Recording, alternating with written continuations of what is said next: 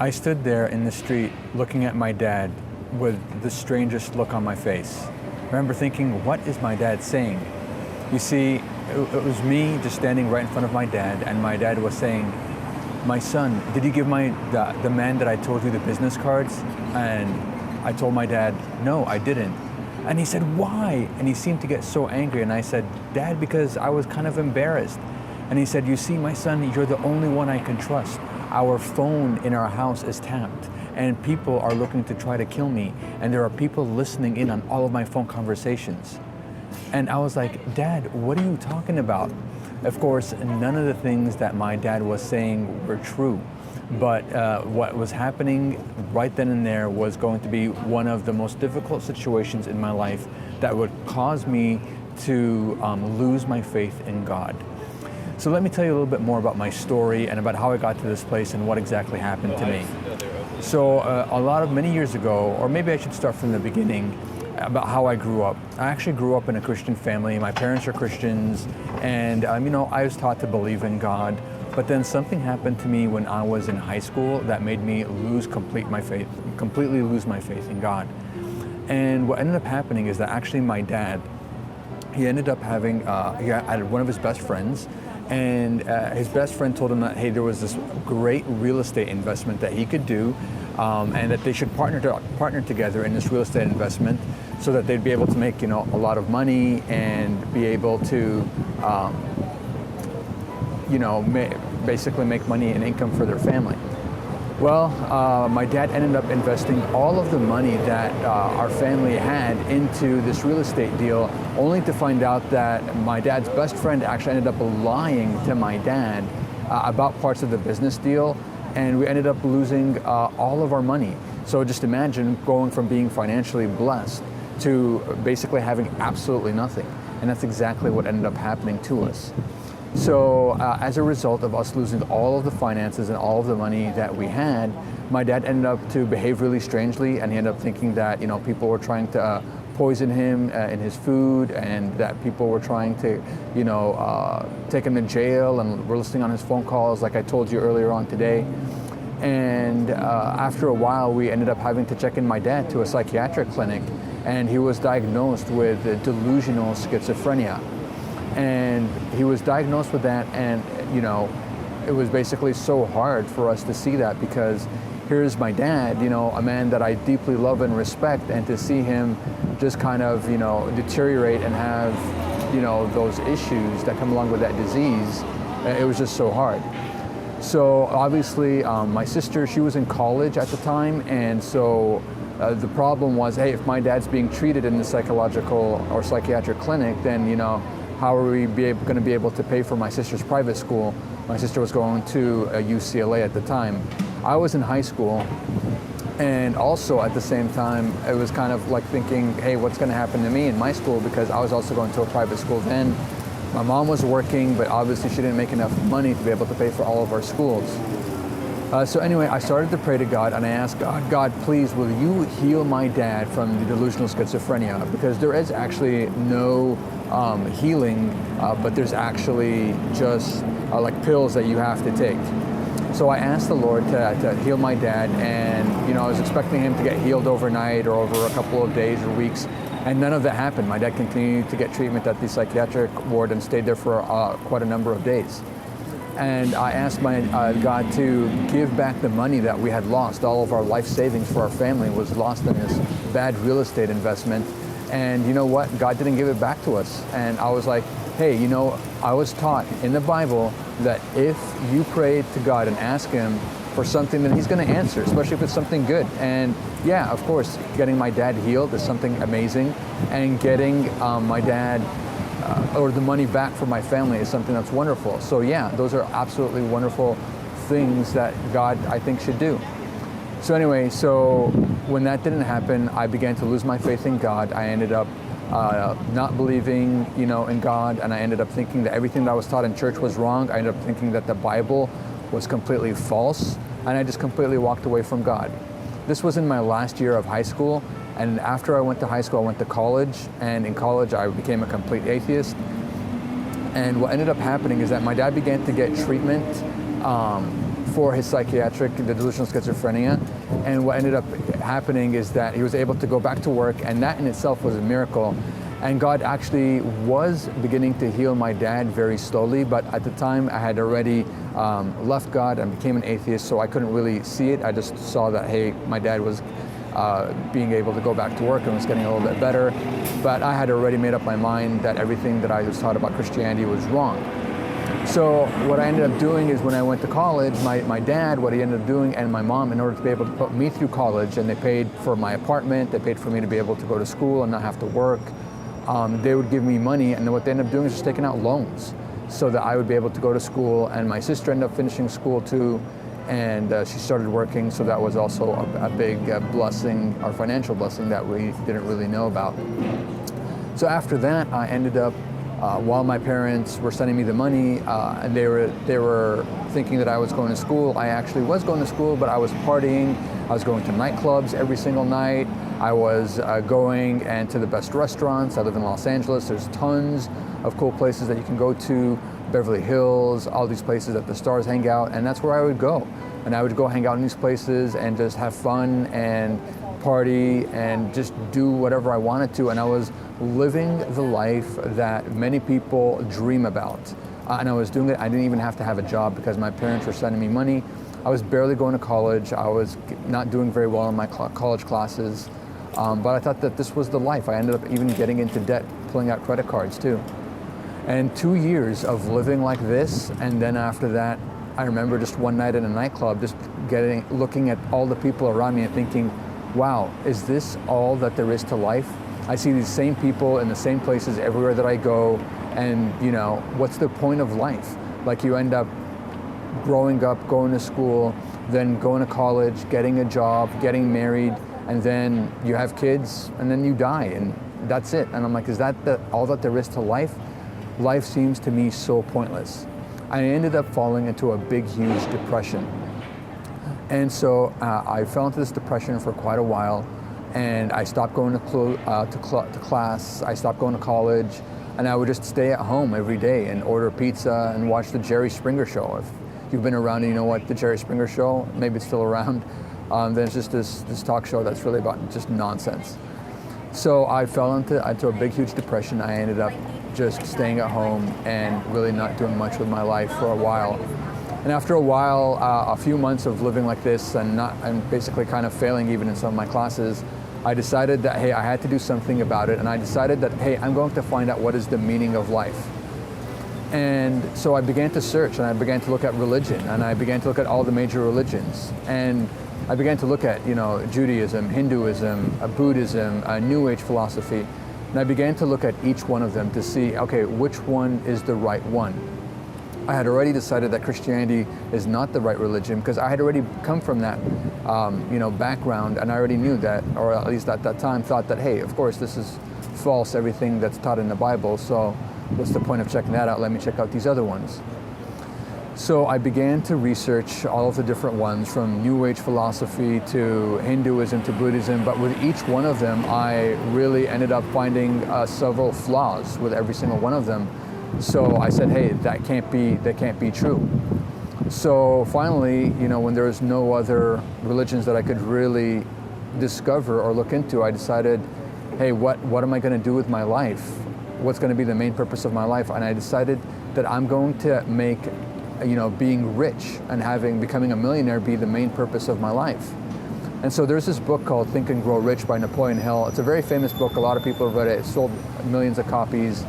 And I went ahead and I read that book. And in that book, it teaches you how to think so that you can end up becoming rich, having a business plan, and getting wealthy. So I ended up doing the things that I was taught in that book. And the book teaches you to come up with a number of how much money you want to have by a certain age, and then after that you end up writing it down and then saying it out loud every single day for the rest of your life, and pretty much your thoughts turn into actions, and you end up taking action to do what it is that you need to do to have that amount. So for me, I decided that the amount of money that I wanted to have was that I wanted to become to have $20 million by the time I was 40 years old. This was in my mid-20s. So I said, hey, that's definitely feasible. I can get $20 million by that time. So sure enough, I wrote that down. I ended up, saying that every single day. And yes, actually it does work. I began to have a business plan. I began working towards that goal and getting things into motion so that I can have that money by the time I was 40. But after a while, I began to feel like something wasn't right. I felt like, if I was to making all this money and becoming a millionaire be the main purpose of my life, that wasn't really what's going to make me happy.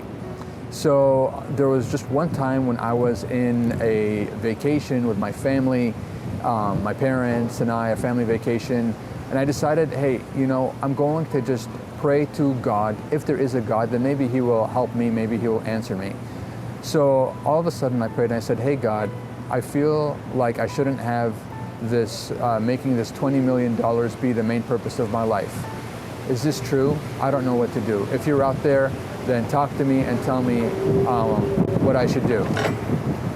So all of a sudden I stopped praying, and then after I heard a voice, and the voice was a small, still voice, not the kind that you hear out loud, but the kind that you hear kind of in your heart or in your mind.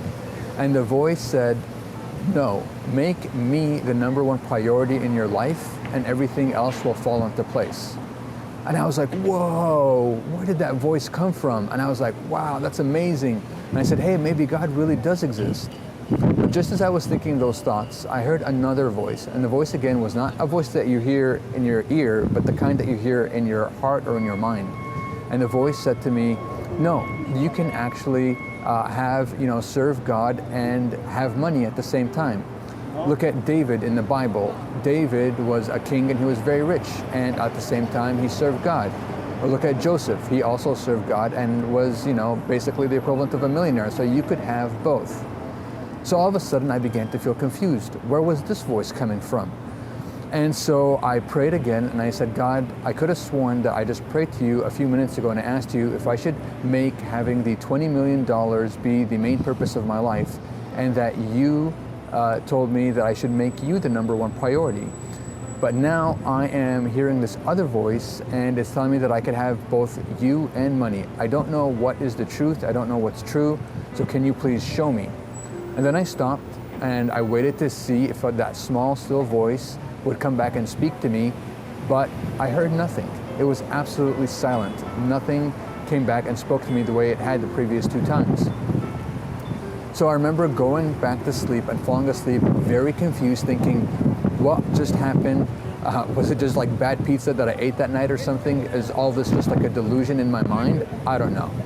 So anyway, a few days later, I left from that vacation and I came back to Los Angeles in the city of Santa Monica. There was a night where I went out with my best friend to 3rd Street Promenade.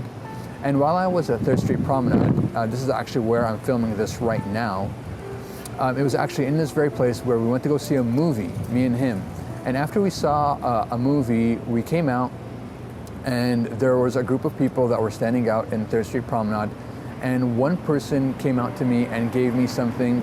And she said, hey, have you received your $1 million today? And she gave me a piece of paper. And I said, what? And she said, here, take this. So I took that piece of paper, whatever it was, some kind of, something that she wanted me to have. And I said, okay, thank you. And I put it in my pocket and I walked away. Honestly, my plan was to just go out of her sight and go throw it in the trash because, whatever it was that she was selling, I didn't want it. So anyway, I said goodbye to my friend and I ended up going back to my house. And when I went back to my house, I took the keys out of my pocket, my wallet out of my pocket, and along with it was that piece of paper that lady had given me, and in which she had asked me, hey, have you gotten your $1 million today? So I took out that piece of paper and I said, okay, let me check this out. So I read it, and at the top of that piece of paper, it said, it was a $1 million bill. And in the top of that paper, it said, have you received your $1 million? Or here's the $1 million question. Are you going to heaven? Well, let's check. Are you a good enough person? Hey, how many lies have you told in your life? And I was like, well, I've told lots of lies. And it says, well, if you've lied, then you're then you're considered a liar, or God sees you as a liar. And it says, have you ever stolen anything, even if it was something small? And I was like, yes. This is all on a piece of paper. And then it says, well, if you've stolen, then God sees you as a thief. And it says, have you ever taken God's name in vain? Like I said, God, D-A-M-N, for example. And I said, oh yeah, I've said that so many times. He says, well, that's blasphemy. And God sees you as a blasphemer because you take God's name in vain. And then the last question on that piece of paper was, well, have you ever, committed adultery? And I said, well, no, I haven't. And I said, well, if you just thought about, lusting after other women or men, depending on who you are, then, God sees you as an adulterer at heart, because just the thoughts of adultery are a sin. So it says, hey, if you do all these things and you have to face judgment day, are you going to be innocent or guilty? And I was like, guilty. And it says, are you going to go to heaven or hell? And I said, hell. And I said, well, on a piece of paper it said, God did something for you that you wouldn't have to go to hell. Jesus sent his only son, that if you believe in him, just if you would believe in him, then you will get to go to heaven. And, so all you have to do is put your faith in Christ and repent of your sins, and you will get to go to heaven. And I was like, oh my gosh, this is amazing. And then after that, all of a sudden, that small, still voice that I had heard from the other day came back and spoke to me. And the voice said to me, my son, the other day when I was speaking to you in the house, that was me that was speaking to you, trying to tell you to make me the number one priority in your life, and everything else would fall into place. But you wouldn't listen and you couldn't understand. So now I sent to you this $1 million bill. Do you now understand what's the most important thing in your life? And all of a sudden I was like, oh my gosh, God, you are real. You are so real. Oh my gosh, what have I done? I'm so sorry, God. I can't come back to you. I've done too many bad things, too many sins in my life.